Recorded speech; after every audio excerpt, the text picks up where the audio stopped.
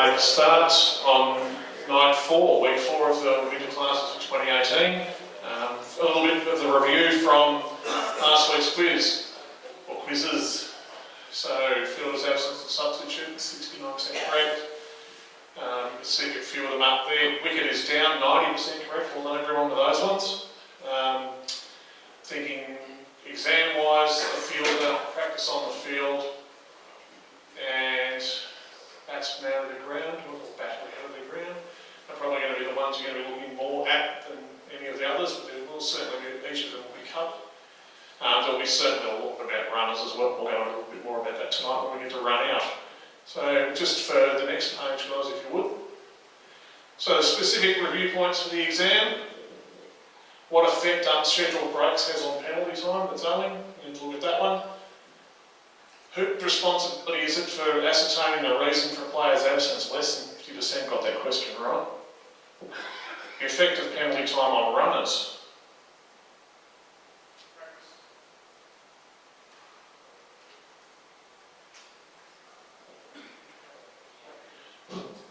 Practice on the square during the game.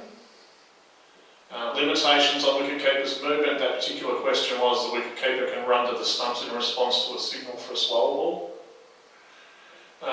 Non-keepers wearing hand or finger protection, and whether they can or they can't, under what circumstances they can or can't.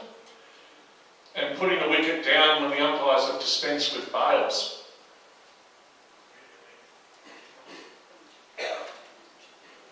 Really need to review that one because it's certainly on the exam.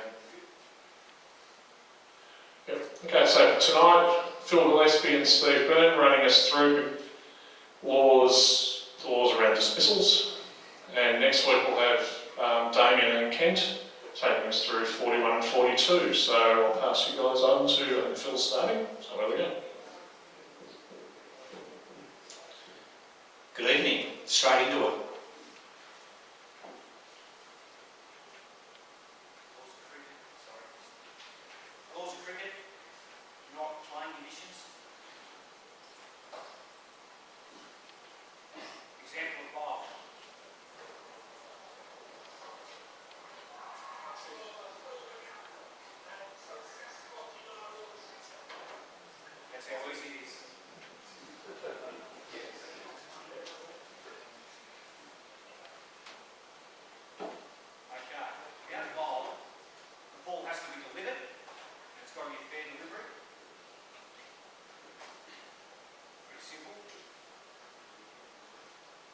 Not out ball if before it hits the wickets, the ball has had contact with the player umpire.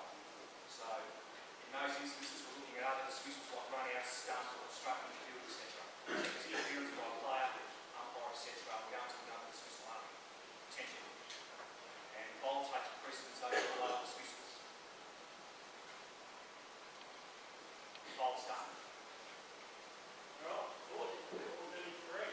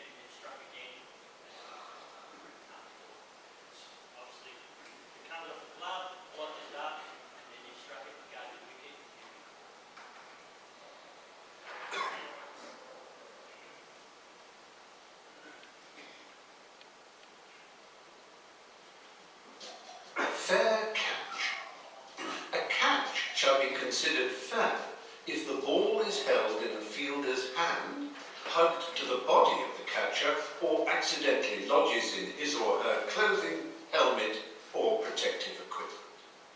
But of course, this being cricket, it isn't always that simple. If a fielder deliberately uses an item of clothing to try to catch the ball, it is not out, and 5 penalty runs are awarded to the batting side. However, the ball can be caught after it has deflected off the other batsman, an umpire, another fielder, including off a helmet being worn, or even if it lodges in a fielder's helmet. Perhaps the main criterion for a catch to be considered fair is that the ball must not touch the ground before being caught. Here, for example, the ball does not touch the ground even though the hand holding it does so in effecting the catch. This is a fair catch. And then there is the question of catches near the boundary. This is such an interesting subject that we've given it a film all of its own. To catch up on everything to do with catching, simply refer to Law 33 in the Blue Book. With catches too, so your first touch, obviously in the field of play, and your last touch. Got a video here. I want you all to stand up for me. Watch the video when it's done. Outside, not outside. Straight down the ground, there's a man back there. Oh no! It's got to be six-foot ball.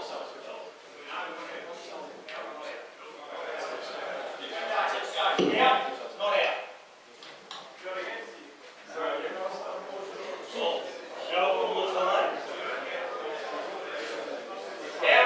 Out to your right. Not out to your left, go.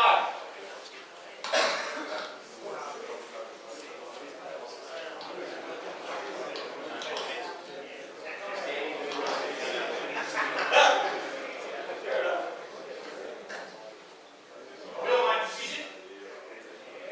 Sorry, On the fence, sitting on the fence. the vast majority saying not out, is that right? Can the match referee put his hand up? Okay. Here we go. What's he signaling? Stay where you are. Stay where you are. It was wonderful. Did he were his feet on the ground on the other side of the road when he flicked it up for the first time? 6 has been signalled. Out. This is not out. Out. What are we thinking? Still staying? Okay, guys on the not outside, you are incorrect. Move over that side. Right.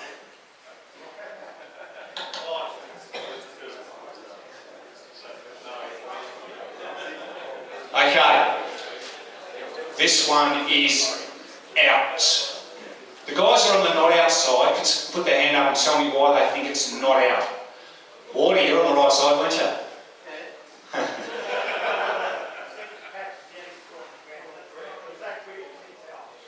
Right. Why else do we give it not out, you guys on this side? Yep. Right, okay. Yep. Yep. Okay. For those that thought he was holding the ball while he was outside the field of play, you get an exemption. Ace, was that you? Well played. Are you changing your mind that if he wasn't in contact with the ground, is it out? Well played. Okay.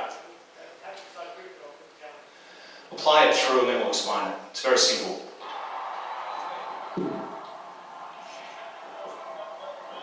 First contact with the ball, last contact with the ground are 2 important things. He goes up the field of play.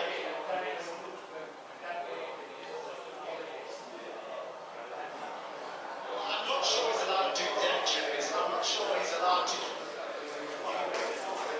So what we're looking for there is last last contact with the ground before first contact with the ball must be inside the field of play, which it is in that instance. Do we all agree with that? He then goes outside the field of play. He actually jumps in the air and his feet and the ball aren't in contact with the ground at the same time. Okay, so that is actually out. That's a good example of last contact, first contact. Has anyone got any questions on that? Is it plain as mud? Clear as mud? What's the word? Yeah, clear as mud. Anyone got any questions on that?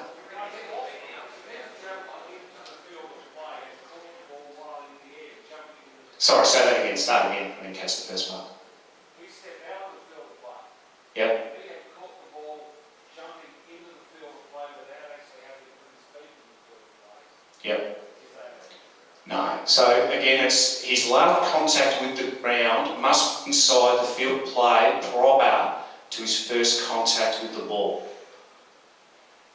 Is that clear? Yeah?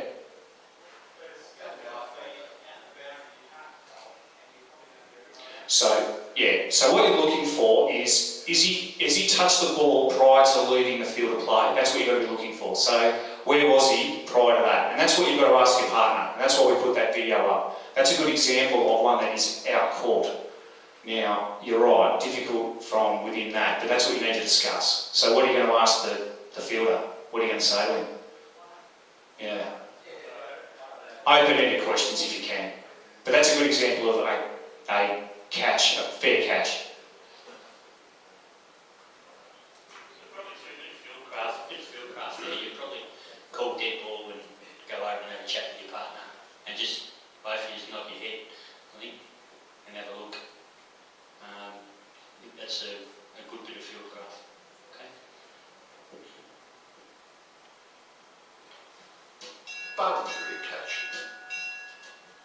In cricket, a catch is considered to be fair if the fielder is within the field of play and the ball hasn't touched the ground before he or she catches it. The fielder must have complete control both over the ball and his or her own move.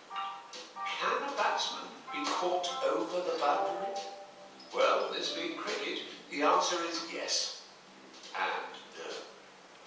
If the fielder catches the ball like this, with part of the body grounded outside the field of play, then the lucky old batsman is not only not out, but also scores a 6.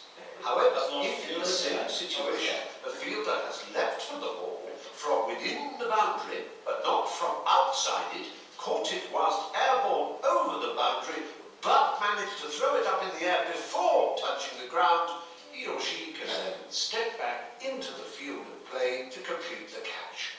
It doesn't matter if the fielder throws it to a teammate or completes the catch on his or her own. In this scenario, the same batsman who just scored 6 would in fact have been out. As they frequently say, a funny old game. For oodles more details on this subject, take a look at law Just a bit more field craft on that too. in MCC. With a fair catch and with something so close, low down on the ground, don't be so quick to give it out either. Just stop, think about it, watch the reactions of the players. The players would rather give it away if it's out or not, 9 times out of 10.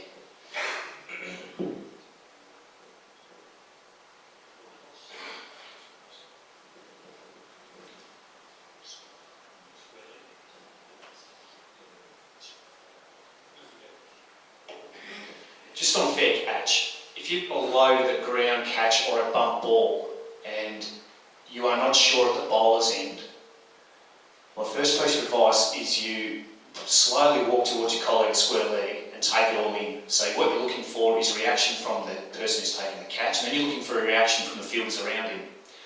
When you get your partner, make sure that your partner is going to provide something. So if you're at square leg and you haven't seen a great deal, you need to provide something. You can't have the excuse of haven't seen anything, can't help you, sorry mate, over to you.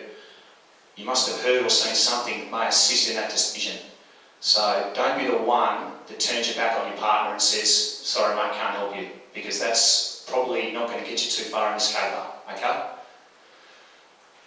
Secondly, when you're discussing whether a fair catch or bump ball is out or not out, the two umpires need to be in agreement pretty quickly. So the decision needs to be made quickly to show that you're decisive in your decision.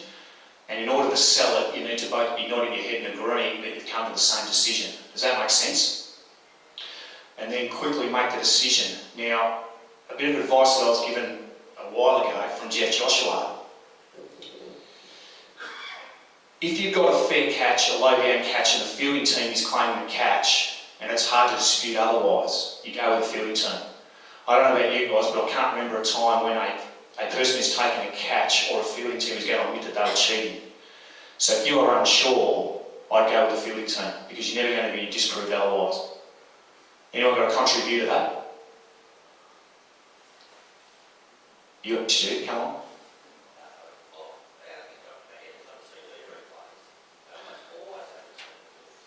Yeah, TV replays, I guess, TV replays an interesting one. We can throw it away. We just say, yeah, we think it might have been taken, but we can throw it to the third umpire. So, all care, no responsibility, to be honest. If you're out there on a Saturday, though, without video, my advice is that the fielding team will generally be right, generally speaking. And if they're not, you'll get a reaction from a fielder within close proximity that'll give you a clue that perhaps hasn't been taken. Because the initial reaction is generally one, before they can take in what's happened, the initial reaction will tell you what's happened. More often than not, it'll be a fair catch. Yes, mate?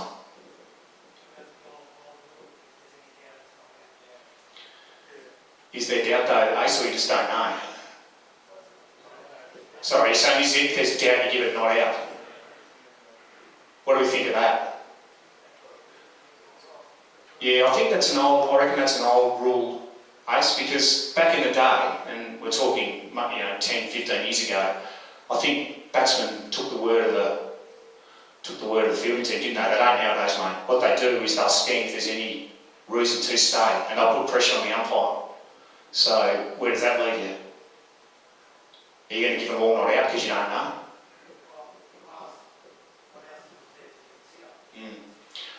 Yeah, I'm not taking that into consideration, and the reason I'm not is because I think the game's moved from that, and I think we get to a point now where, but certainly in my games, I do games where I think one or two a game that'll happen where they will walk, where they won't walk, they'll just wait for your decision.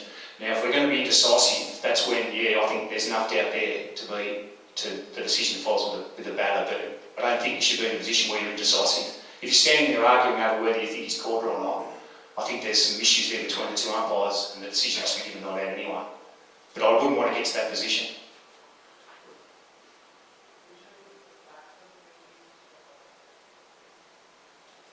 Question is whether the batsman abuse will be given not out, in what circumstance. Yeah, I would be strongly advising that if you're not making a decision quickly, you need to make one quickly. You need to be decisive in this game. You can't afford to stand there and debate. You need to sell it. So when you get together, you need to say, look, I think it's a fair catch. What do you think? Yeah, fair catch. Start nodding your head, give it out. If you're not sure, I think then you look decisive and then you have to give it not out. And I think, to be honest, the ones who look the worst out of all that will be the two umpires on the ground, that they can't make a decision. So my advice is, don't be the one at square leg that doesn't want to make a decision. Be the one that actually is proactive. Support your colleague and make a decision quickly. You'll know if it's not out. Immediately you'll know. Give it not out if you think. If you think it's out, well, give it out. But make a decision. If you've got doubt, I think you've got to go one way or the other. Doubt looks bad. That's the only piece of advice I'll give you on fair catch. If you've got doubt and you're debating it, it looks pretty poor on the umpires. So don't let it happen. If you've gone to square leg and got some advice, do you walk back to the wicket before you give him out, or do you give him out where you're standing? Yeah, do you all hear that? If you walk across the square leg and you've had a discussion, give it out from square leg. Yeah, give it out from square leg. Out or not out, whichever way you go. Makes you still thinking about it. Looks like you're still thinking about it. You walk 10 metres and you're still thinking about the But decision. you might walk while you're walking back, you might walk, or the captain might be calling. I've never had a situation where I couldn't make a decision immediately, to be honest. I've walked across, I've taken it all in, and we get quite a few at particularly first class level. The videos aren't as good as they are at BBL or this day, so we get quite a lot of them now where they'll stand their ground. And we'll know within a split second, the two of us will know whether it's out or not out. And more often than not, Ace, we'll go with the fielding team. Unless it's obvious that it's not out, which is rare. You happy? Everyone happy with that? or maybe not happy, but that's the advice that I would give. Jeff, you happy with that, mate? Anything else? Absolutely, mate. You've explained it perfectly. All right, hit the ball twice. This is one that you won't see. Has anyone got an example of this one? Because there's not many that you would have in this mode of dismissal. Has anyone got one? Very crazy. Yep, what happened? I don't recall it.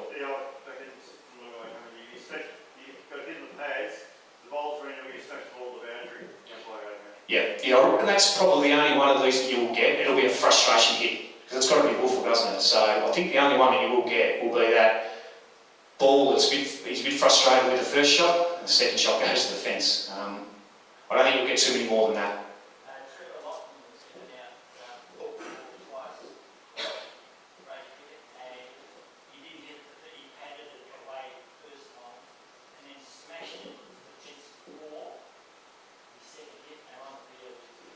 Did you all hit that one? Yep. Yeah, I think that's the best example. Yeah, Courtney. The one I've seen, it wasn't an appeal, so I couldn't give it out. Batsman said about 10 metres down the pitch, gone for a single, and while he's swinging, he's kicked it away from the fielder, allowing him to complete the single. But it wasn't an appeal, so I couldn't give it out. But that's what I'm saying. Yeah, that's an interesting one. Whether that would fall under this one or obstructing the field, that's an interesting one. Yeah. So, hit the ball twice is simple. It's got to be a willful act, so it's got to be a deliberate act. Now, it can strike any part of his person or his bat. So the first strike can be off the pad, the second strike the bat, or pad, person, bat, bat. So it can be any one of those. It doesn't necessarily have to be just the bat. There is an exception to the rule when you can willful the ball, and that is just solely for the purpose of guarding the wicket. All right. So if you want to protect the ball from rolling on your stumps, you are under the law. You're lawfully allowed to hit the ball twice to prevent it from hitting the stumps. The only exception to that is when there is a potential catch. So if the ball, say, comes off a glove and it is ballooning back toward the stumps and the keeper can take a fair catch, and the batsman opts to hit the ball away with his bat a second time to prevent the ball hitting the stumps, on appeal that can be given out obstructing the field. So that's the only time that you can willfully hit the ball to guard your stumps, but you can still be given out if you're preventing a catch. Does that make sense? Quite simple, yeah. Yep.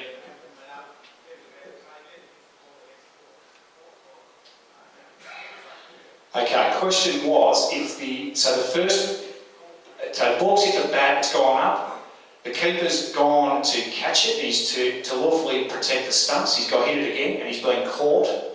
Are we going for caught or are we going for obstructing the field? Caught. So the reason we go for caught is bowl takes precedence over all dismissals, caught is next. Good question, mate. Glad I read the laws last night. Now, the lawmakers got one thing right in 2017. They decided that if you hit the ball twice, no runs can be scored. So, under the old system, there was overthrows, double overthrows, triple overthrows. I need Holty or Dan Moffat to explain it because I couldn't work it out. But now there's no runs can be scored. So, when that occurs, we go back to the dead ball ruling. If they do hit the ball twice and they elect to go for a run, we wait until they've completed one run or the ball hits the boundary, give them an opportunity to run out, and then we call dead ball. So then no runs are allowed, we return to the original ends, etc. So that's good for us. We don't have to worry about overthrows, double overthrows, or whatever else we have to worry about. What's that? No, not necessarily. If let's say for argument's sake the ball's come off his pads and it's rolling under his stumps and he's given a little tap to prevent it from going under his stumps and it's gone to short fine leg and they decide to run, yeah, they're allowed to run. He wouldn't be out, hit the ball twice because he's protected under the law. It'll just mean that once he completes a run, we call dead ball and return it. Yep, sorry, we'll go. Yep, get this one first.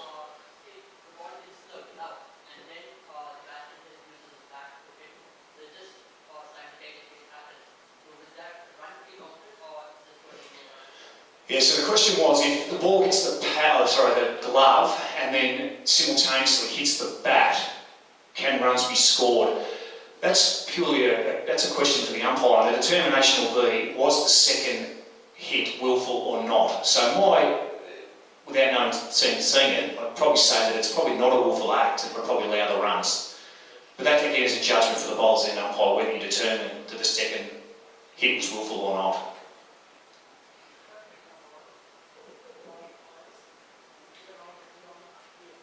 Yeah, so it is given out on appeal, yeah, as with all dismissals, yeah, that's right.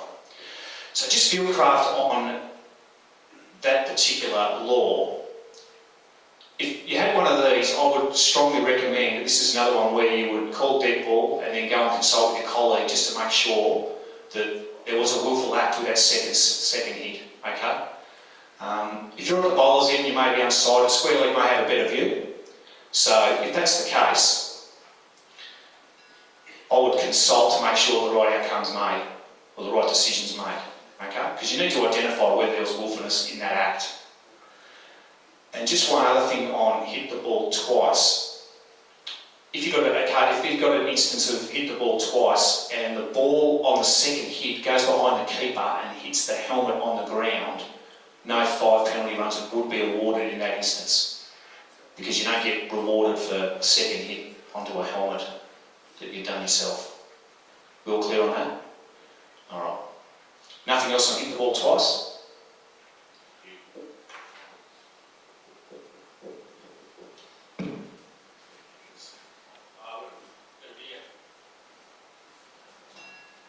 Hit the ball twice. Hit the ball twice and you're out. Unless, of course, you're defending your wicket or it was accidental, in which case you're still in.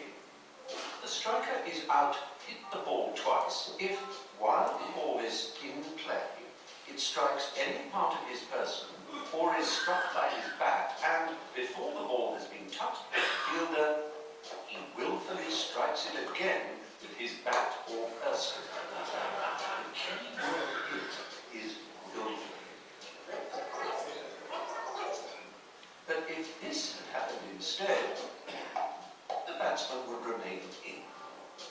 In other words, inadvertent double strikes don't count. The batsman is allowed to hit the ball a second time in order to guard his wicket. He can use his bat or almost any part of his body. He cannot, however, use a hand that's not holding the bat. The only time you can't use your bat to hit the ball twice to defend your wicket is when it would prevent a catch. The batsman can also hit the ball a second time in order to return it to a fielder, as long as the fielder has given him permission to do so. If you'd like to swat up on this a bit more, simply turn to Law 34 in the Blue Book, where you'll find all the nitty-gritty detail you need. Happy with that?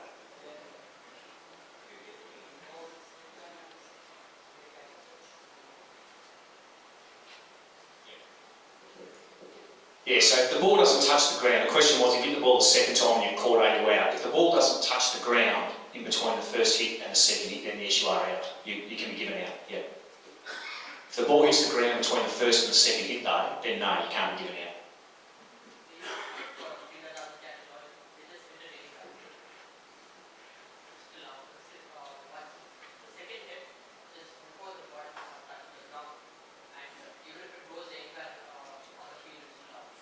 If it's caught.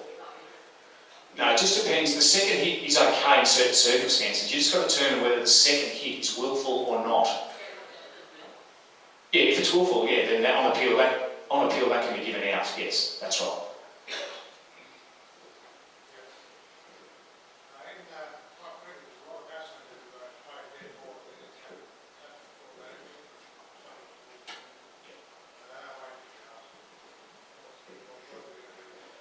Yeah, so the question is, in club cricket, what a lot of our batsmen will do is they'll play the ball with their feet and then they'll hit the ball to a fielder or to a bowler or someone nearby without the permission of the fielding team. What are we going to do with that?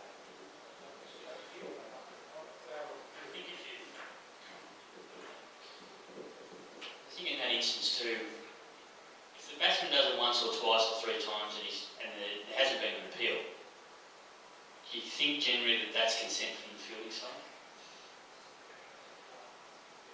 Yeah, I think so. Yeah. So on the fourth time or fifth time when there's an appeal, what are you going to do there?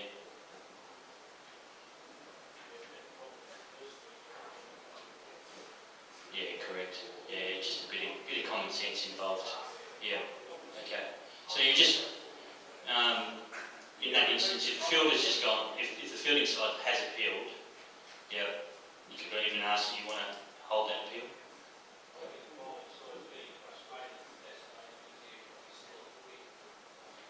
If things aren't going his way. Yeah, correct. So just a bit of common sense here.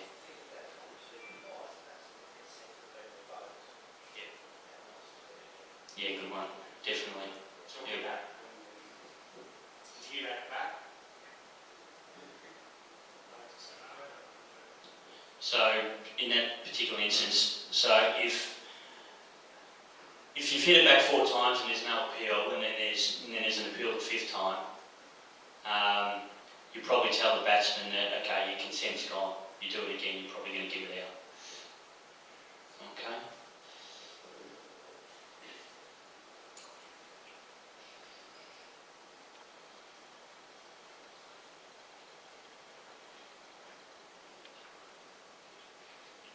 Okay, ball 35, hit wicket. After the bowler is in the wrist stride and while the ball is in play, wicket is put down by striker's bat or person.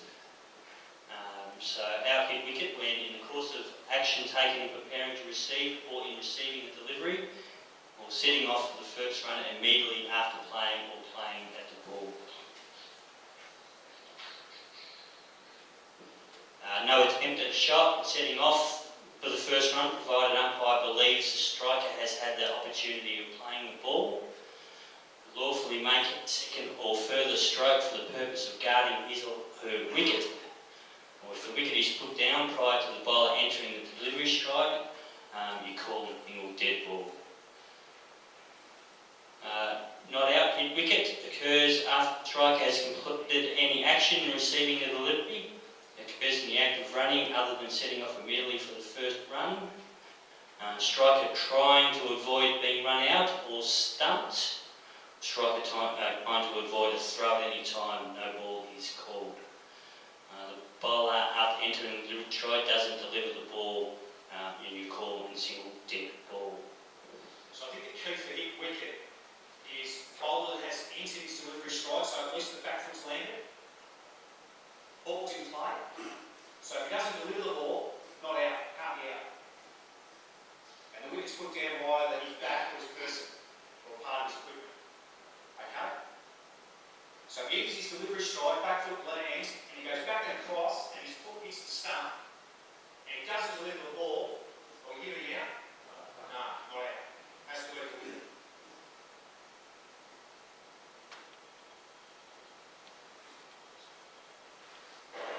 So they're yet to go.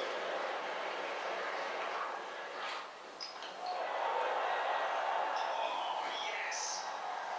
So just on this, videos are really good for development. So when you're looking at this replay here, just have a look at what the umpire square legs doing.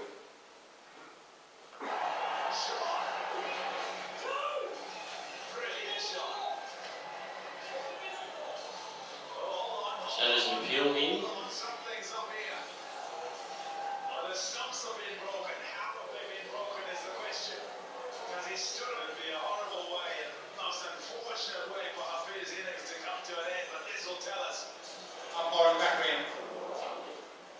Yeah, that's him, he's gone. What's he watching? He stood on his own. To be fair, unfortunately, he's called on TV, but I think we've all done.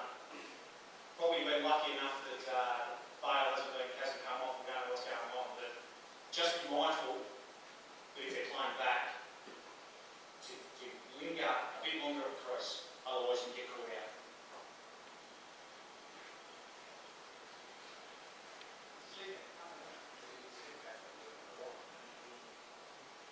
Yeah, you can, if you're not concentrating 100%, you get caught out. I think the batsmen move around a lot these days in the crease too, so I think if you notice that they're taking guard behind the crease, something to really look at.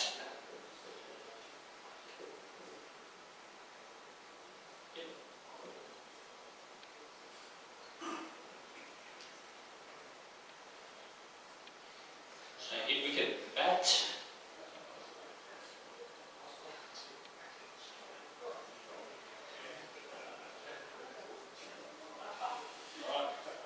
Any questions on that?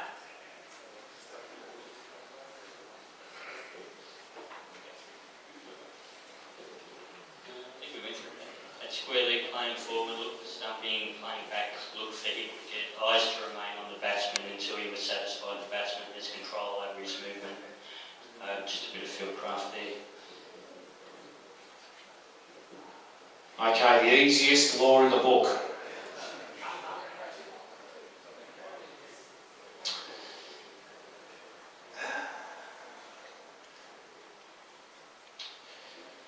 Four things we're looking for here. Pips, we've all heard pips before, haven't we? Pitching, ball pitches in line, wicket to wicket, or on the offside of the striker's wickets. Actually, I think there's a diagram here, so we'll go through the video first and we'll do the diagram. Leg before wicket. LBW.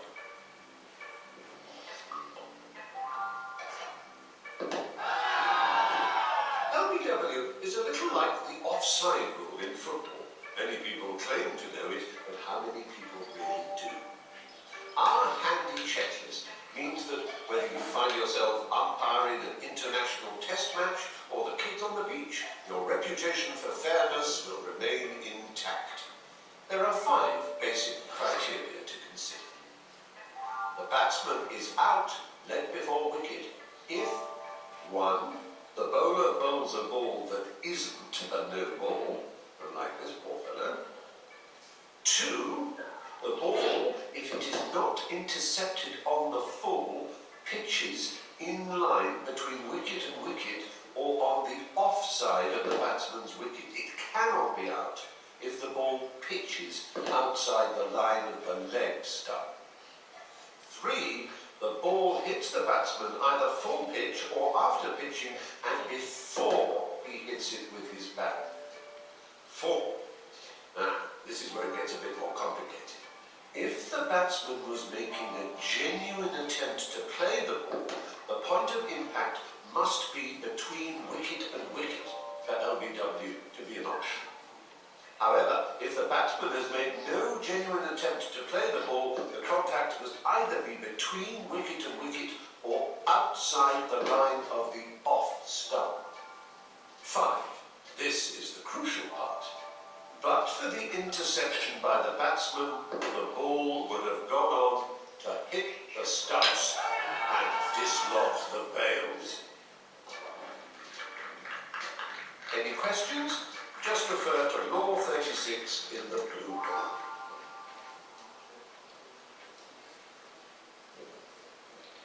Okay, here we go. So that's what you've got to decide. Where did the ball pitch? Where did it first strike the batsman? And would the ball have gone on to hit the stumps? So it's got to pitch in line, wicket to wicket or outside off stump.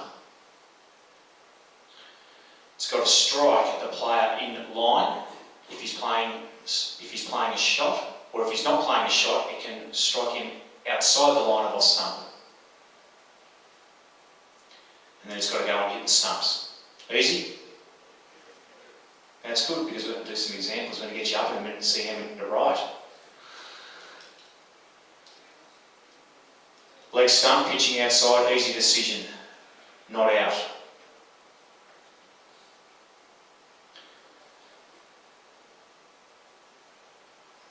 Path the ball assumed to continue along the path if it's hit on the full. Are we all clear on that? So when the ball hits the batsman on the full, it's assumed to be going on the path that it was taken. It doesn't miraculously straighten like some bowlers will think. So if the ball's tailing down the leg, hits him on the full, tailing down the leg, it doesn't miraculously straighten and hit middle stump. It was brought in to assist umpires with someone like Shane Warne, where he's getting some big gripping leg spinners. If he hits someone on the full, it's assumed to be going on the same path that it was through the air, as opposed to a big gripping leg spinner that umpires had to guess.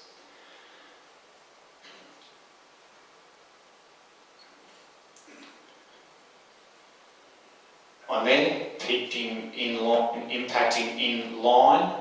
Where's that going? Oh, it's missing. That's lucky. This is the one on the full. This is the big Mitchell Stark in swinging Yorker. Hits him on the full. Got to be out, doesn't it? Where's that going? Yep, no, got to be out. Straightening. There it goes. Missing. Pitching in line, hitting, that is out.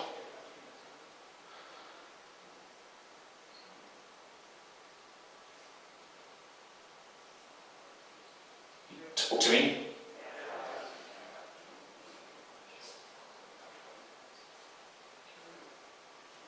Talk to me. Oh, someone said not out. Yeah, no attempt to hit the ball. So that's where you've got to be. You just got to be careful. You've got to read here properly. So struck that side off. No attempt to hit the ball.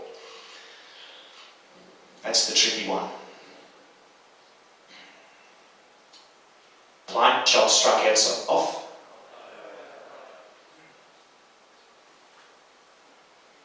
Pitching outside leg.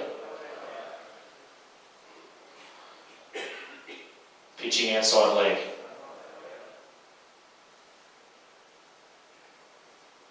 Struck in line on the full.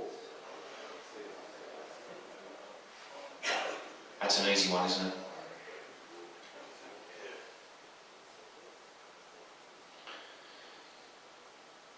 Struck outside on the full, no attempt to hit the ball. What are we thinking there?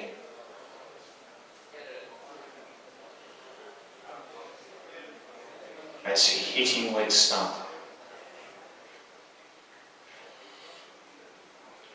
Struck in line above bail height. Hitting the stumps.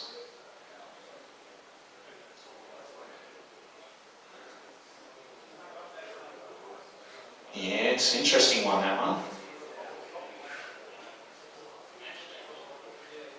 Out.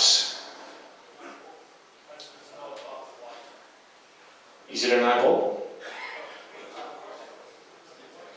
Is it above the waist? Standing upright, normal batting stance.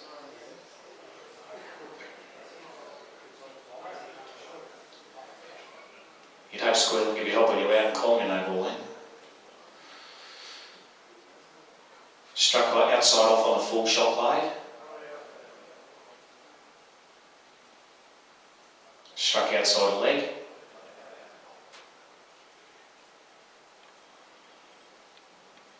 Okay. Ball pitching in line between wicket and wicket or outside off. We know that. Intercept the ball whether on the full after pitching with any person or the bat. Impact in line wicket to wicket outside if you're not playing a shot. And hitting the stumps. I reckon I've got the first three right a lot of the times and perhaps not the last one sometimes. Okay, alright. Write these down, out or not out, because we're going to stand on our sides in a minute and we're going to see how many of you are listening. Are you ready? LBW1, out or not out? It's going to happen quickly. That's one. Out or not out? Two, here comes two. Out or not out? Write it down. Three.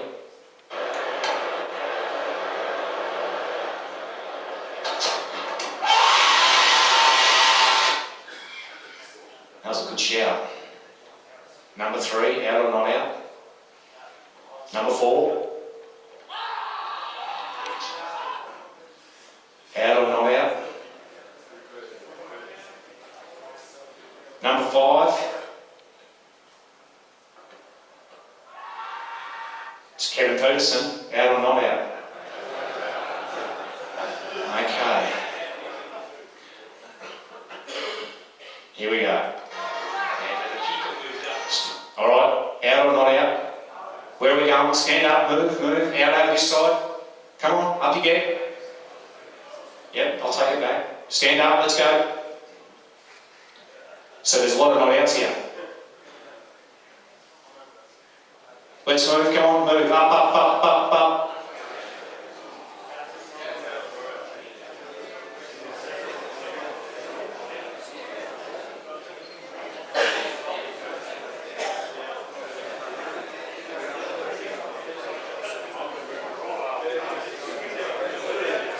Where are we? Not out here? We're all not out? Damn Oxford, you're not out, surely. Good man. Okay, there's a lot of people in the middle. Dino, where are you, mate? Not out? Okay. Alright, not outs. And the keeper moved up, trying to get outside the line. It was knocked out from my mind, hitting on the line, and it was hitting middle, low down. That's out. A shadow of a doubt. There's a lot of people on the not out here. Okay. Number 2. Out, not out, move. You're either out or you're not out. Where are you, Nick? You're on the fence, mate.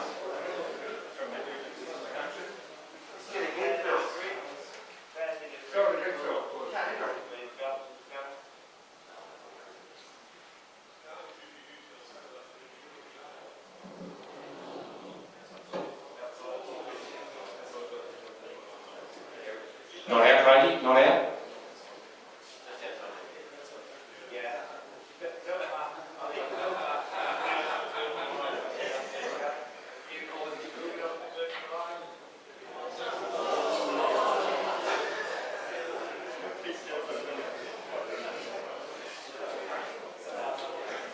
That is not out. Number 3. Big appeal this one. No problem with the front foot. Bit of bat, you reckon?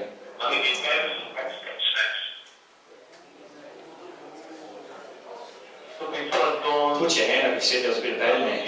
You're on the wrong side though. You're giving it out. Make sure.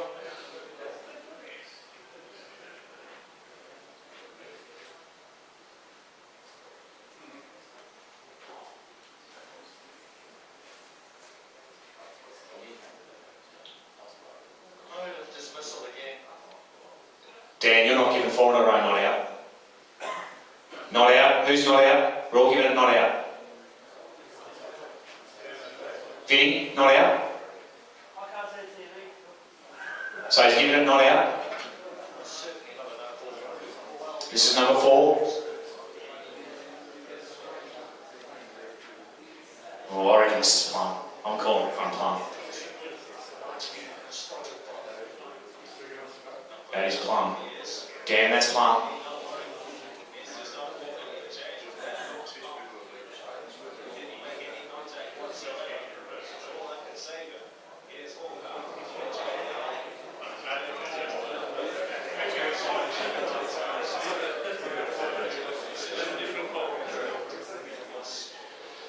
Just some field craft on that. That is an extremely difficult one to adjudicate when they switch hit, a sweep, whatever they do.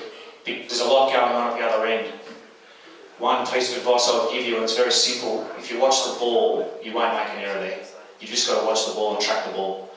If you get caught up at the other end with what they're doing at that end, that's when you'll lose concentration, that's when you will get those wrong. Just follow the ball in that one.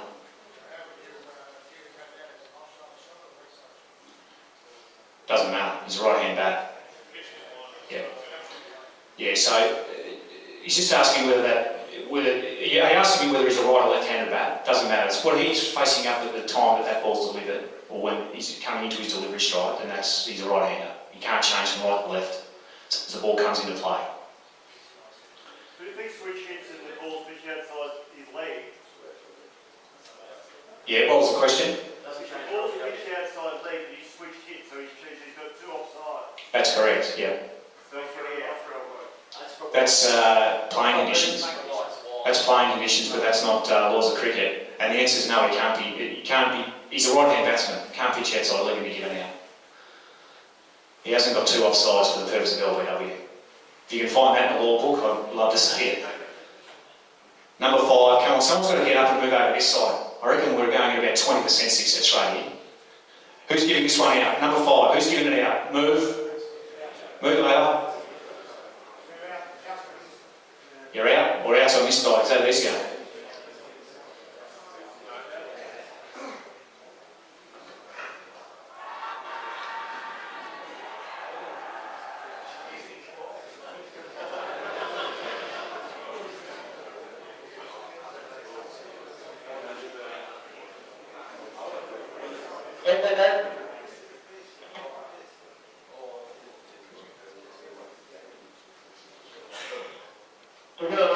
It's not better fault, I thought it touched on this. Okay, then get up there with you. Yeah, you ready?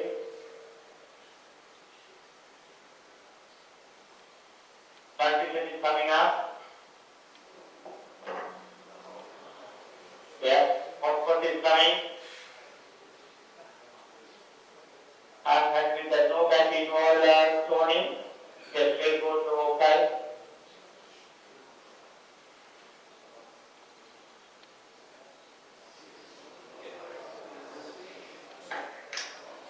Three legs toning, you can stay in the decision. You on the screen, toning, turn screen.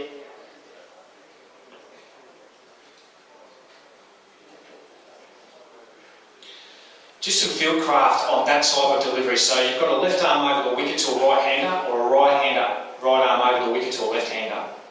Just give us the tips again. Yep. I don't think it explains it here. I don't think it explains it. I think it just details it there. Is that what you're after? Yep. Yep.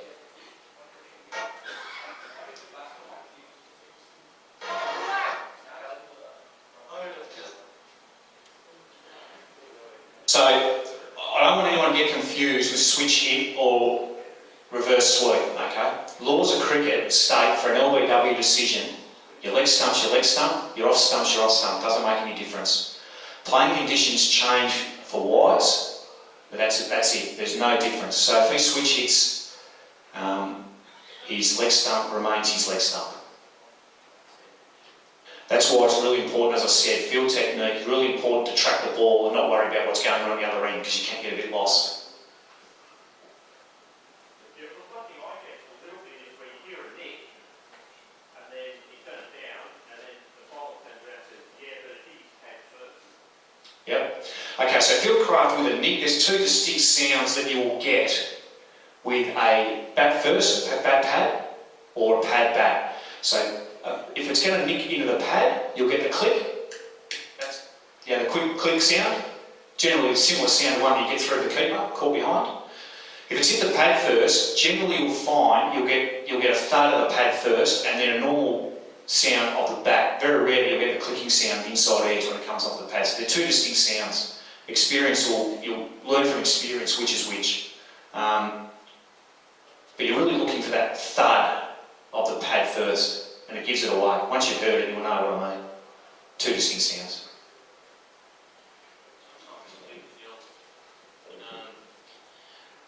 Just watch where the ball goes too.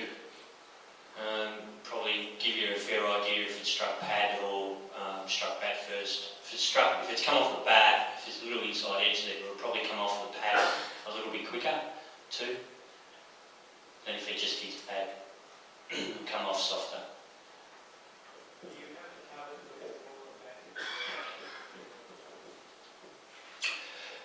Yeah, it's the get out clause, although the question was you haven't covered whether it's a simultaneous contact between bat and pad. If you have simultaneous contact, or if you think there's simultaneous contact between bat and pad, then you give it not out. I'd challenge one to take the easy option there though. I reckon, I haven't had too many since I started where it's the get out clause you don't know, which probably means you got it wrong either way, I think. So I wouldn't use it. If it was me, I wouldn't use it. That's just my advice. It's like the rule at training this year, when a back pad like that, you give it right out. You don't distinguish whether it's the pad or the back first, it's both. Yeah, you give it not out. What I'm saying is there's very few scenarios where I can remember that the bat and the pad hit together at the same time. Very few. That's why I was saying, I think you'll find that if you're saying, if that's your get out, that you think it's simultaneous, I think you've made an error. That's what I'm saying to you. If you want to use that law and say that it's simultaneous, that's fine, that's your decision. But I'd suggest, if I had to use that, I'd be disappointed in myself. That's what the change of the rule was. Yeah, it is. What I'm saying to you is it doesn't happen very often. In fact, as I said to you, I don't recall it happening. I'm saying there's always something that will tell you contact is either one or the other. If someone can give me an example of a simultaneous one, I can't. I don't think there is one. I think it's a cheap way to make a decision, if I'm being honest with you. Yep. With a left arm over the wicket to a right-hander or a right arm over the wicket to a left-hander, a little bit of field craft with that. If you've got a short pitch delivery, it's got to straighten a long way for that to pitch in line and hit in line. Are we all clear on that? I would suggest to you that if you've got a short delivery, reasonably short of the length, and it's the lefty to the righty, etc., then that's going to be pitching outside the leg unless it significantly straightens, and you can see that through the air. You need significant straightening to give that out. So I think if you're seeing a ball that's short of the length, through the air, straightening a little bit, that'll still be pitching outside the leg. So I'd recommend that if you've got that type of delivery, you'd be giving that not out. We all happy with that? Anyone want to challenge on that? Just be mindful too on the pressure of it, because we saw Ryan Harris' appeal before, that was a good appeal. The appeal, more often than not, is actually not directed at the umpires. You'll find that it's actually directed at the batsman who's just been hit on the pad, just to put pressure on that batsman. If you think that they're trying to put pressure on you, you might be copying a little bit if you've missed one that's obvious, even if it's a decision. But more often than not, the pressure of an LBW appeal will be more to the benefit of the batsman than the benefit of the umpire. So remember that next time you're out in the middle, that it's actually the batsman they're trying to hit up, not you. So my advice on that is just call them as you're seeing one after the other. You might have an over where you've had 3 or 4 LBW appeals. I've certainly been at the square leg end when that's happened. I think, was that you, Ash? We had 4 or 5 at Adelaide in a row in one over. You just have to call them as you're seeing. They're all given not out. The appeals got louder and louder as the over went on, but they're all not out. So you just need to call them as you're seeing them. Don't think that if one's close, then the next one's going to be closer. Just call them as you're seeing. One other thing too, if you're playing on a turf wicket or pitch, sorry, wrong term, my advice is you stand behind the stumps prior to the start of play and have a look at the pitch, because you might find there's some areas on the pitch that will help you in terms of leg stump and off stump line. So you might find there's a bare patch or a different coloured grass which will assist in adjudicating particularly leg stump dismissals. So what I would do prior to the start of play is stand there, have a good look and see what you can actually see on your pitch, because you may find you may get some assistance from that. Don't consult with your partner on LBW decisions, ever. I'd even be loath to walk over the square leg, and I certainly wouldn't do it. I don't know if other people in this room would, but I wouldn't. If you walk across and you've got an inkling that he's hit it, your partner tells him that he has hit it, I still wouldn't be calling him back. That's your decision, but I don't think I'd be calling him back. In fact, I don't think I know. Anyone here would think about calling him back? Something to think about anyway, but I wouldn't be going by what square leg says, because if he says something and he's wrong, you're both wrong. 2 other things: consider where the batsman is on the crease, because that'll determine whether the ball's going to go and hit the stumps or not.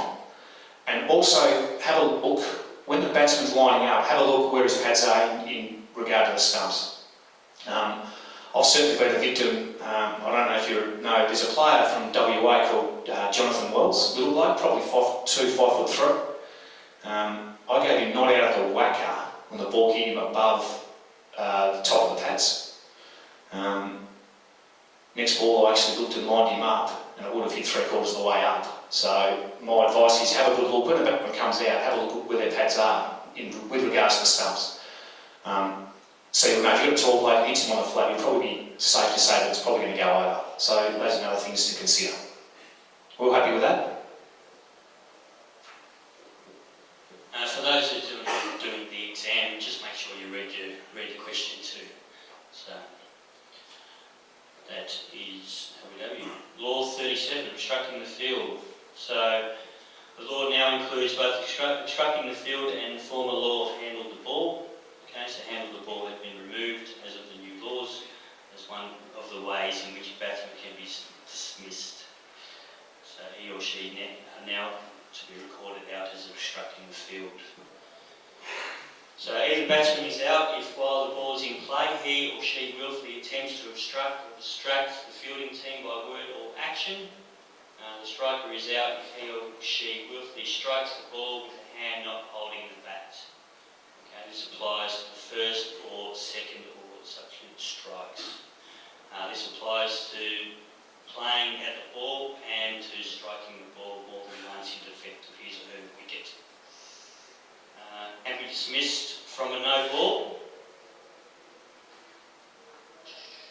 So not out, obstructing the field. What have we got? Not out obstructing the field. If the distraction or obstruction is accidental, obstruction is to avoid injury. And in the case of the striker, he or she makes a second or subsequent strike to lawfully guard his or her wicket. Obstructing the ball from being caught, the striker is out if there is willfully obstruction or distraction by either batsman to prevent a catch being completed. This applies even though a striker may be lawfully guarding his or her wicket. If a no ball was called, the striker would not be automatically dismissed. The transgressor is out. And then back to returning a ball to the fielder, either batsman is out, or if while the ball is in play they return the ball using bat person to a fielder without consent. Fielding team can give implied consent either verbally or by action, not of the head. So runs scored, all runs completed by the batsman prior to the offence are scored, together with any penalties. If the distraction prevents a catch from being taken, no runs are scored, except for penalties. What have we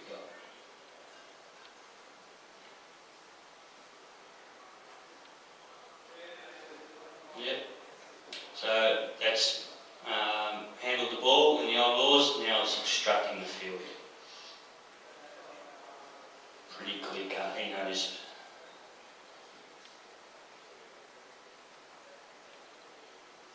So just a bit of field craft with this too. So where an instance like this occurs, always consult. This allows time for the fielding captain to determine if they want to withdraw their ball.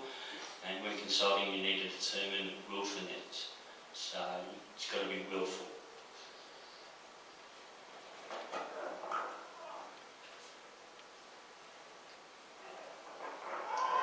So pretty obviously he's having to go up the stumps.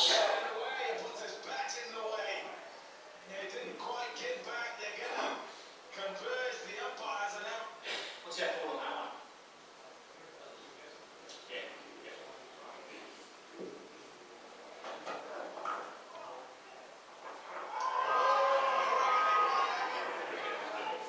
So what's our consideration there when it gets to this out?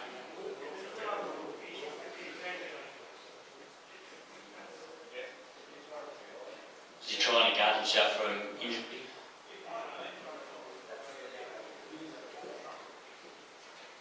I think he's more trying to protect his wicket there, definitely. I think the interesting factor for me will be what's we're looking at the same relation to how far out it's present. So I think there's a real opportunity to me that puts him in line. Is it in the way? He puts his bat in the way. He didn't quite get back. They're going to converge the umpires and have a bit of a chat.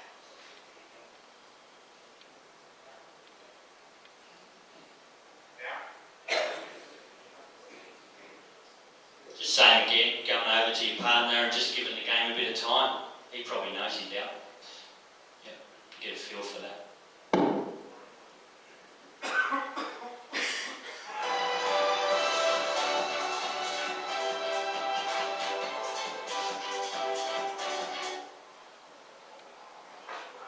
Deep in the crease once again for the last delivery. What do you think with this one? They're going to push for two. It's Archer. They're brave.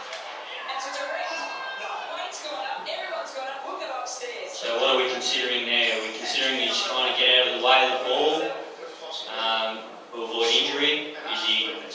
in the way of the throw. Every game. So it's a ricochet off the batsman.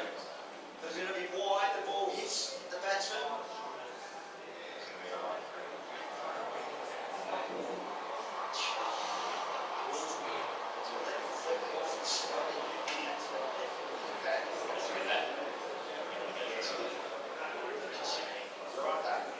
They are just going to go and they are actually really surprised with that. It was a direct and given out, but bat was down. It's the ball ricocheted with Ross.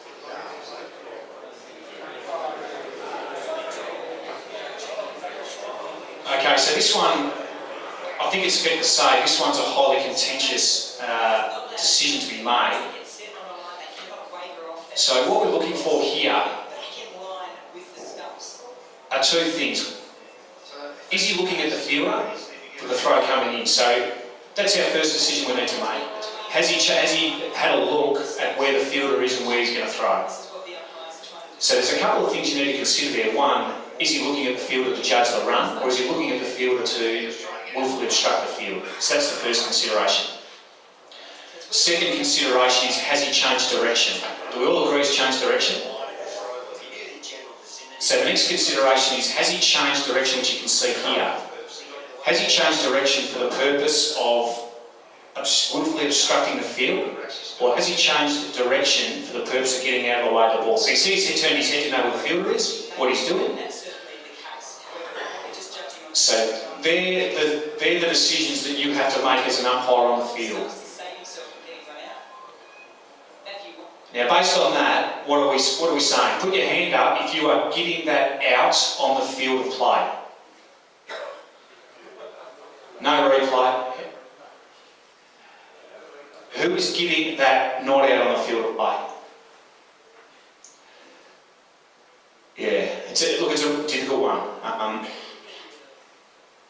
The two questions you need to ask there are the ones I just went through.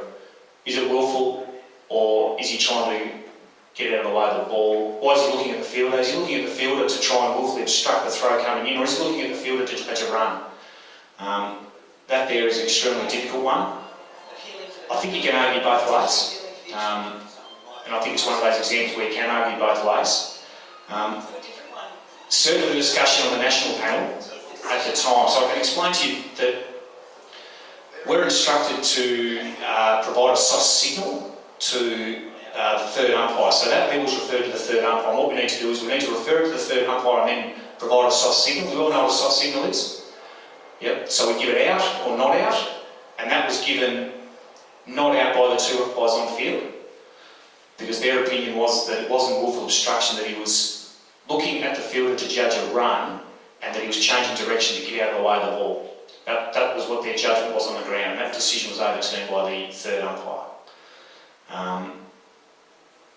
For what it's worth, the vast majority of the national panel will give that not out, but that's an interesting discussion, I think.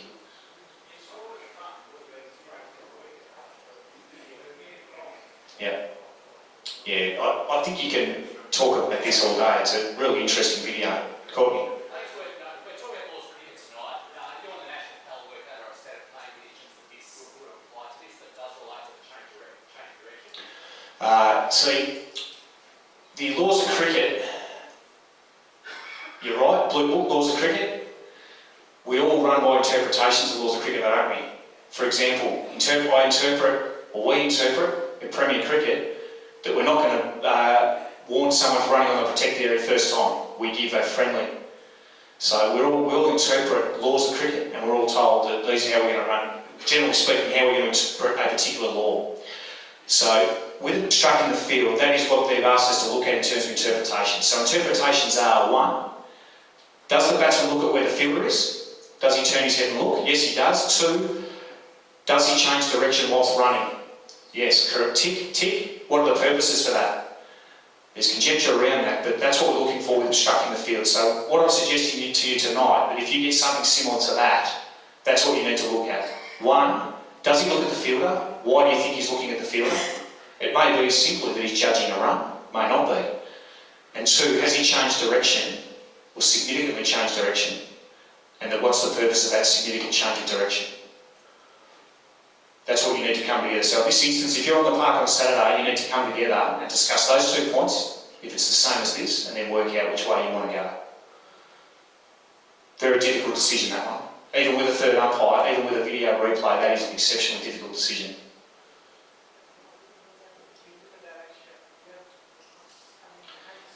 Yeah, very good question. That's why I'm very interested to know on a Saturday, what would you do? The question was, how do you know on the field that he's changing direction? In this instance here, it's a really difficult one because he doesn't cross over the pitch, so you can't. If you're moving out side on, which these umpires have done, they've gone side on at both ends, how do you know he's changed direction? So that's the first question you have to ask yourself. It's a very good one. If he's changed from one side of the pitch to the other, it makes it easier. But in this instance, it's not overly clear till you get the video replay. That's why I'm interested to know whether we're giving it out based on our video or we're giving it out based on our experience on a Saturday on the field. Yeah, good question. Nothing else on that? Yep. Do you not think that he has put out his bat in order to obstruct the No, I don't. We've reviewed this a number of times, and my opinion, and we discussed as a group at national panel level, and it's general consensus, is that the throw actually wasn't a good throw. So initially Matthew Wade is positioned behind the stumps, and because of the poor throw, he has to come 3 or 4 steps across to actually field the ball, and which in turn means that Alex Ross is now in line with the ball. If it's a throw at the stumps, he's actually opened the stumps up for the fielder to hit the stumps. Now that's easy for me because I've seen the video 150 times for me to adjudicate that, but that's the sort of thing I'm looking for. Now, can I see that on a Saturday at square leg? I wouldn't have thought so, but they're the sort of things I'm looking for, and it sort of teaches us look for these type of things. So that's what I'm looking for. I'm not giving that out on a Saturday if I'm at square leg or the bowler's end. I don't think. Even with the hindsight of the video, I'm not giving that out. But the MCC has said that that's what we're looking for, and this one ticks those boxes, Trevor. So they've said that that's okay to give that out. So out, not out, both correct, which is unusual.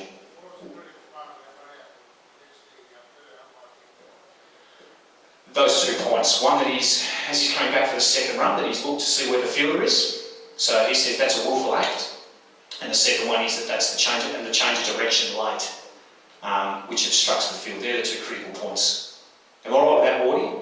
Yeah, so it's really important to understand that a batsman's got every right to look to see when the fielder gets the ball, who's got the ball, and which end he's going to go to. So I don't put much weight on the batsman looking to see where the ball was. I don't think in that case it really mattered. Yeah, I think Wardy's got a great point there, because what happens every time a player or a batsman, you'll notice this now, I know I have since I've seen this, every time a player comes back for a second, they'll look to see where the fielder is to judge the run, to see how quick they've got to move between wickets. They'll do it every ball. And to me, I think that's a classic example of what he's doing. That's what I think anyway. Other people think that he's actually looking to see if he can get in the light and do a wolf look.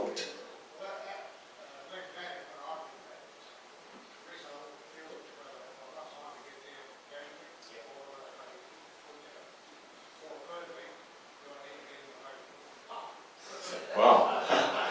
Okay. Yeah, I think that's the key.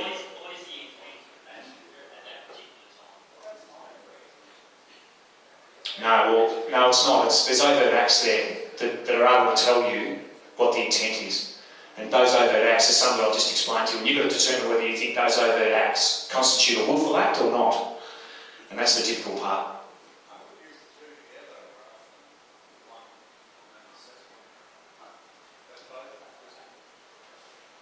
In this instance, you mean turning the head and then changing direction? Because they have in this instance. Yeah.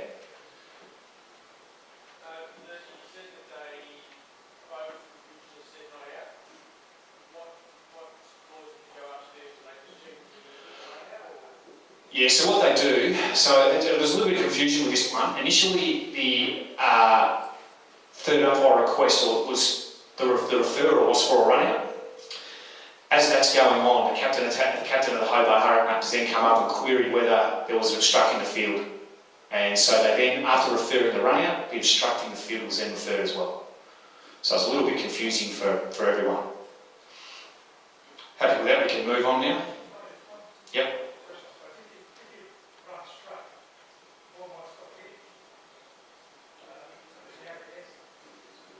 if you run straight.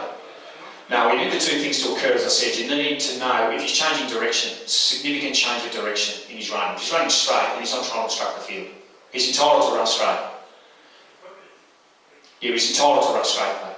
It's not his responsibility to get out of the way of the ball, but it is his responsibility to not willfully get in the way of the ball in terms of changing direction. He's entitled to run straight. No issues there. Actually, the big one the other day, Bangladesh versus India, the girls, women's.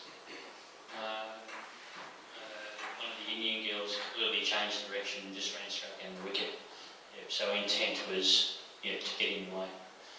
Yeah, a good little one if you want to look that one up. It'll give you a good insight into that one.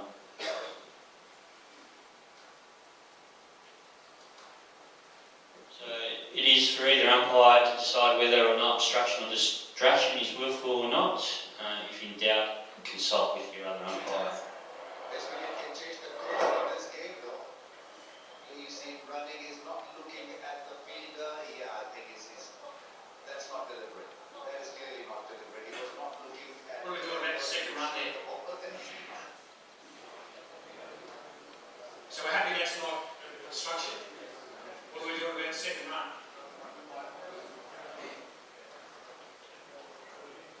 Yeah, bad mark.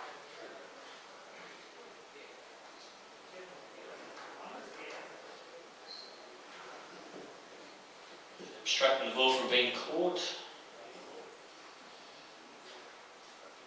Just a question. Yep. With that Indian girl you just spoke about, if say the bowler's got the ball and she runs, or the field's got or she runs in their way so they can't throw the stumps, and the fielder doesn't do anything, goes umpire, she's in my favour.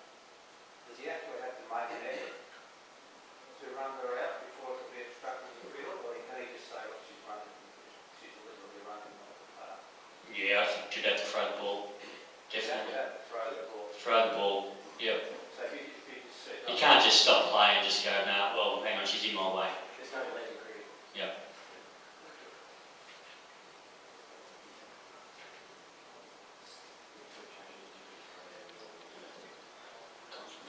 The striker is out. Willful instruction, leave the batsman without appeal under the law if, without consent, while the ball is in play, he uses his bat or purse.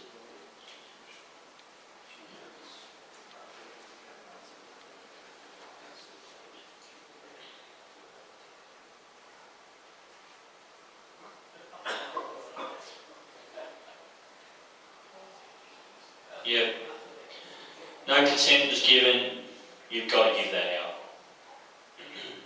Under the laws. What do we think of the umpire there giving that out? You happy with that? My advice to you is walk the square leg, let the fielding captain have a bit of time to think about whether he wants to continue that or not. We don't ask the fielding captain whether he wants to, we just give him time to think about it. Because that's going under the rules of cricket, but within the spirit of the game, probably not. It's out. So give the fielding captain a little bit of time to consider whether he wants to continue that or not. But as I said, we don't ask him, we just scare him, glare him, whatever you want to do. Same again, it gives you enough time to get together, and just think about it. Then we leave it up to the captain to make that decision. So when he walks off the ground, everyone knows it's the captain who's given that out. Yep.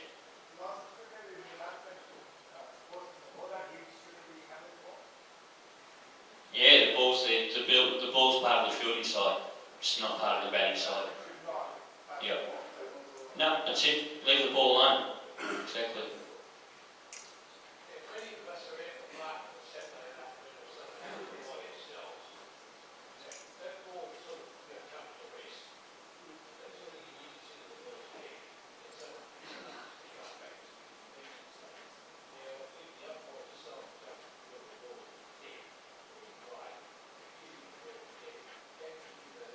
Call it. Yeah, as soon as the player picks up the ball, call it dead.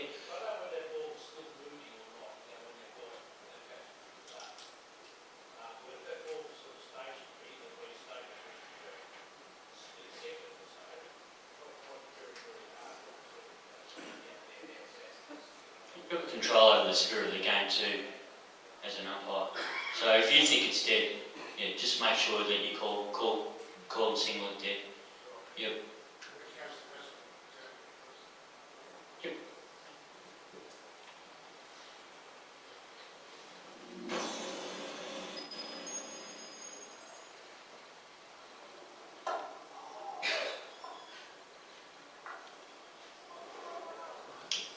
All the other ones out in the middle have just got together. That was under 19 World Cup last year.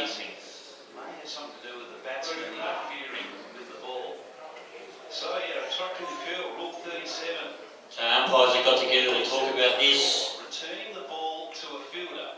Either batsman is out obstructing the field if at any time while the ball is in play and without the consent of a fielder he uses the bat or any part of his person to return the ball to any fielder. So that is the ruling. Out. It's 2 World Cups in a row. I think we're listening. No, the South Africans will be happy looking at that screen right now.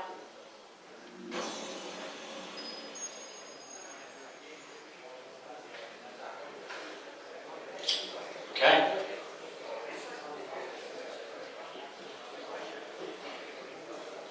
No more questions on that one? Yep.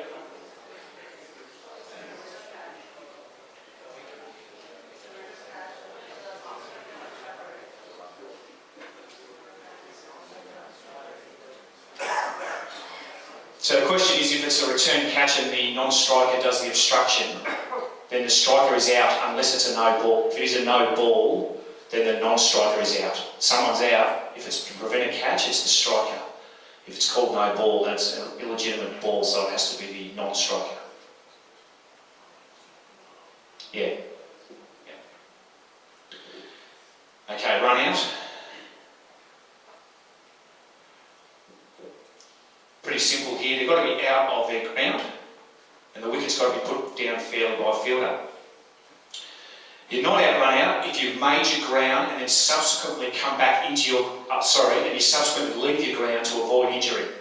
So the key for that is they have to have made their ground first and then subsequently left it. You can't be short of your ground and trying to avoid being hit by the ball. You need that protection of being in your crease at some point. You're not out, run out if you're out stumped, obviously.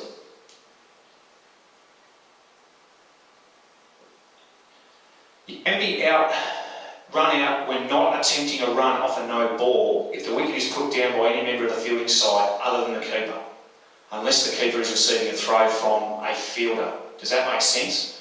That's the one where a batsman might hit the ball to gully and hasn't got back into his ground, no ball is called, and the gully fielder throws the stumps down. That's out. That's out, run out. Yeah, because you can't be out stumped off a no ball. So the keeper, only intervention the keeper can have with being run out off a no ball is a throw from a fielder. Okay, so you can be out, not attempting a run out off a no ball. We're clear on that? Run scored is fairly simple, isn't it? Every run completed prior to the run out is scored, including penalties. Unless there's an injured striker. So if you've got an injured striker, his end is always the keeper's end, as we know. If he forgets that he's injured, he decides to run and he is run out at the striker's end, then no runs are scored regardless of how many are scored between the runner and the other batsman. You clear on that? The injured striker has one end. If he runs and he makes his ground at the other end, and the stumps at the wicket keeper's end are removed, he is out, regardless of where everyone else is. Okay? We'll go on some diagrams. It's pretty simple from that. So the other one too is you can now be run out from a ball rebounding off a helmet. Not out. Out.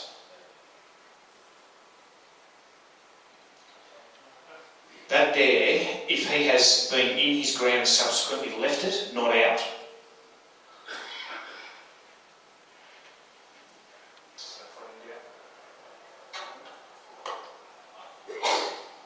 That's exactly what Gib said.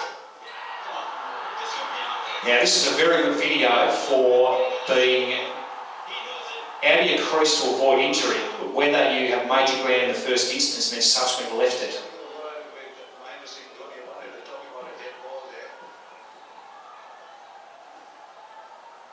As far as This is something that we wouldn't encourage anymore. The decision is the fielding captain's decision. So they're discussing whether he should maintain his appeal or uphold his appeal.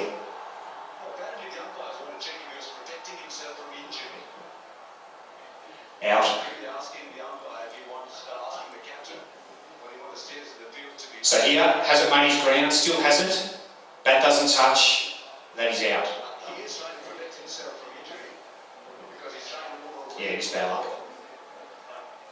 I mean, it's not the cleverest thing to do, is it? I mean, it's not Yep. right. You do that once you're inside the field. It's not a reaction, it's just a point. Yeah, question is, there's been any change if you start walking off under the misapprehension that you're out and then you get run out, yeah, it's dead ball now.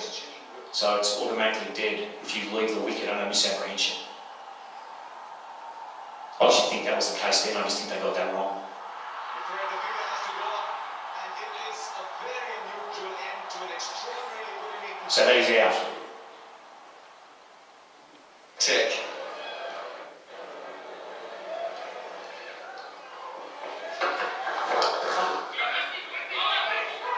Chance for pace, it's going to be brilliant. It is unbelievably athletic stuff for a big man. And what a way to hit the international stage. The Black Caps think he's got his man, and what a man it is. That is miraculous fielding. Oh, it's good, Smithy, you did right. Big man, got down to it, chased it, threw it at the stumps, off balance. Oh, it's tight. Oh, I need a side on angle. There's only going to be one frame and it's either way. Well, I've got to go back, and it's got to have something grounded behind the line, folks. The ground, it's got to be behind the line grounded before the bails are dislodged. I don't know. I don't know. Wickets have got to be completely removed from the top of the He's the best stumps. player, and my gut feeling is it's out. Little things. My gut feeling is it's out. But I also think that the evidence doesn't, perhaps at this stage. Oh gosh.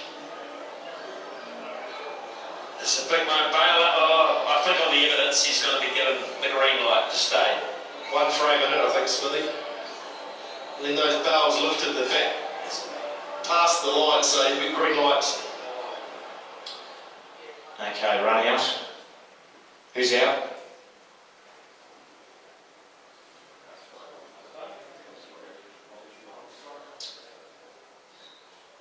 So who's out here? Wickets down here.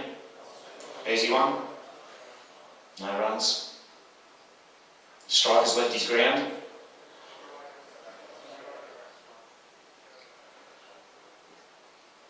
Bit of confusion there, one closest. Injured striker. Who's out? Injured striker.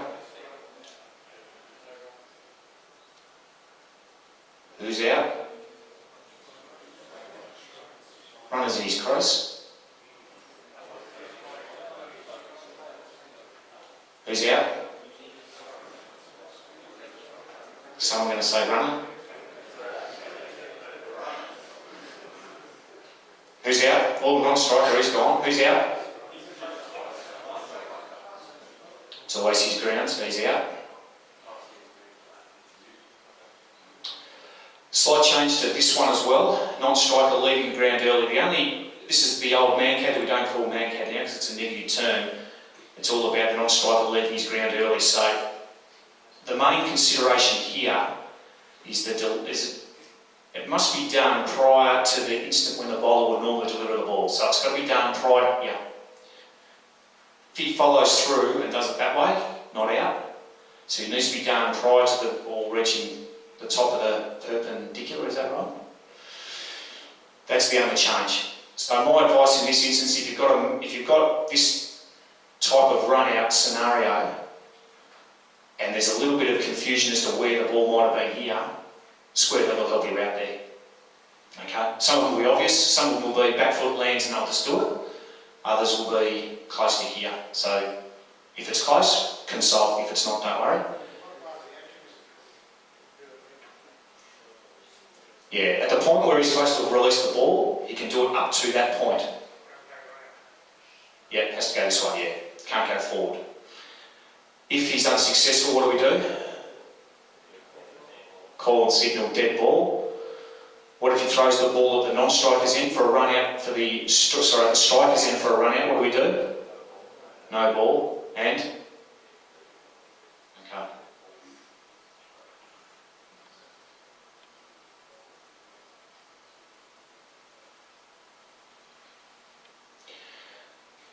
Just make sure that you're not going to say to the bowler that you need to warn the batsman. There's no warning required. He can do it whenever he likes.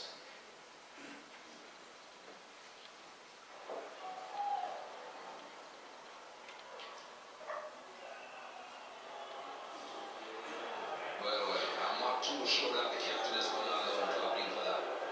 He will say that he warned him previously, but I think the captain, well, upheld the appeal. Not too sure about that one.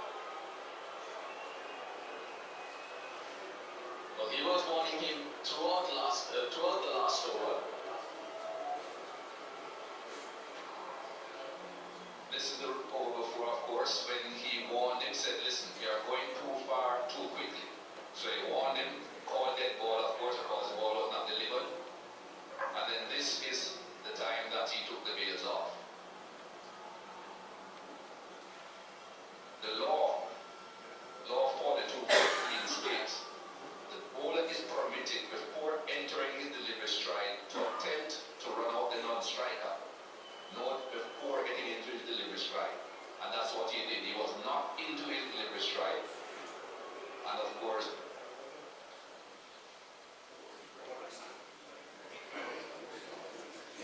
Yeah, so Jason reminded us the commentary there was the old interpretation.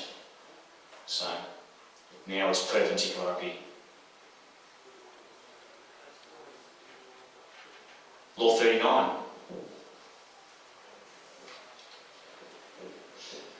Out-stumped. So out-stumped needs to be a fair delivery, can't be dismissed from a ball. He or she's out of his ground, he or she not attempting a run, wicket fairly put down by the wicket-keeper without intervention by another fielder. Ball can rebound from keeper's person or equipment and helmet. Can be kicked or thrown onto the stumps by the keeper. So not out, not if the striker has left his or her ground to avoid injury.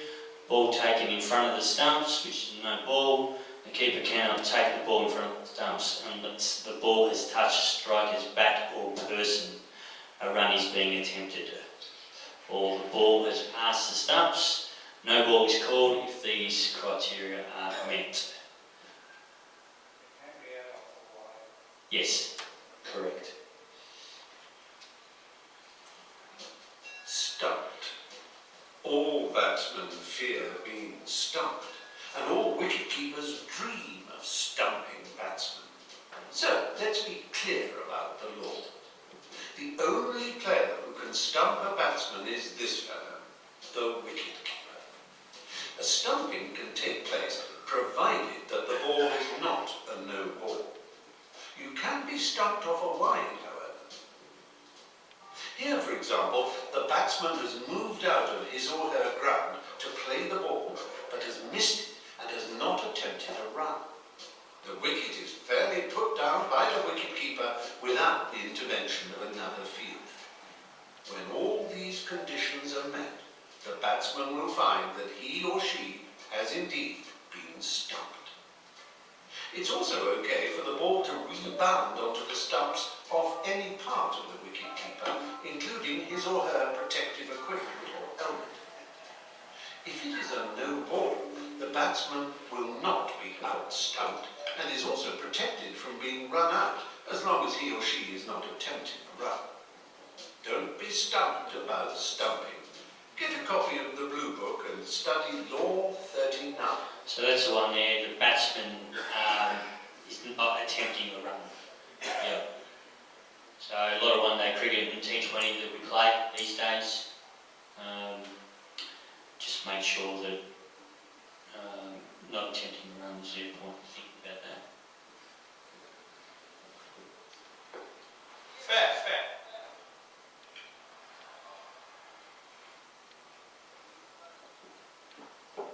Secretary, breaking numbers, just let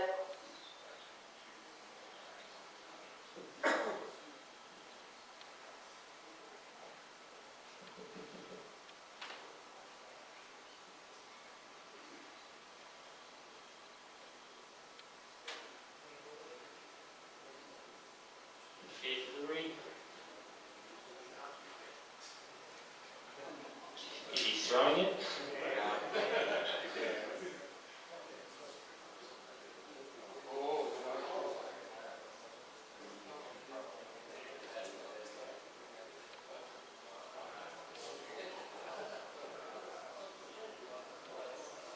Yep, so the ball strikes him after the stumps, so he can grab it.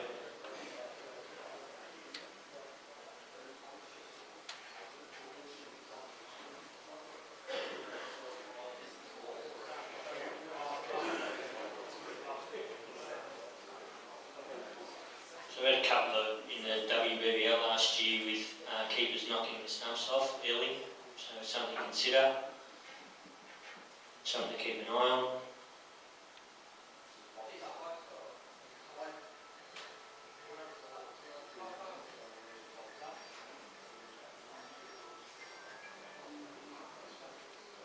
Has he got the ball in the glove?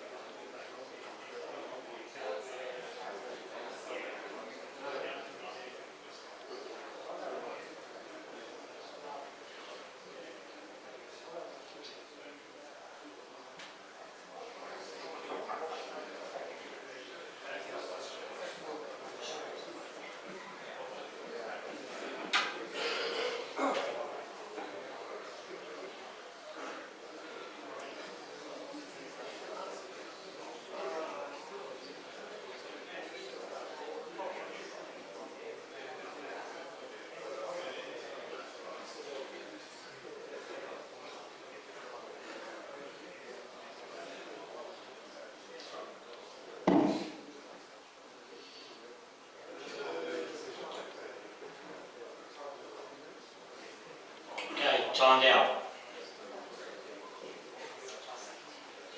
Simple one, this one. The incoming batsman's got to be in a position to take guard, or the other batsman who's at the non-striker's end, or sorry, the other batsman that's in is ready to receive the delivery within 3 minutes of the dismissal or retirement. So they've got 3 minutes to be out in the middle. If they're not, you need to go and have a look and investigate why that's the case, and then make a decision from there. An example when someone is taking 4.5 minutes to get out might be that they're injured, and that might be a reason why there's delay. So in that circumstance, I wouldn't be enacting this particular law. I'd probably run the spirit of cricket and say not out. Other than that, there's not a great deal to really discuss with this one. Yes, guys.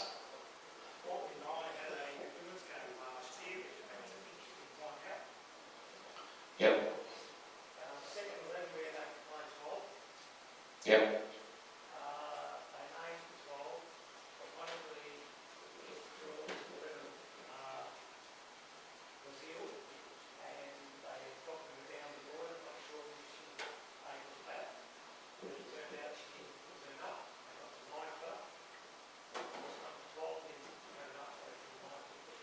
Yep.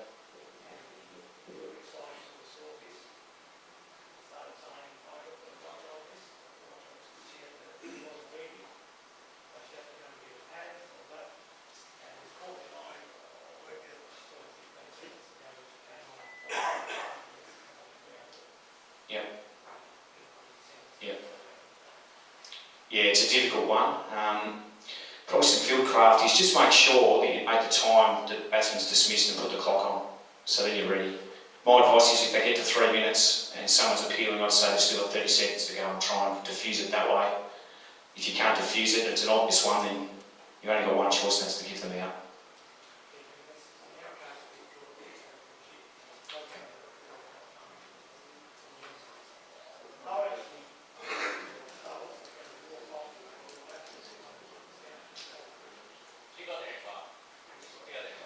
Yeah, it's a decision for the 2 umpires on the day, mate. Exactly right. Decision for the 2 umpires on the day. You just got to back your decision. That's it.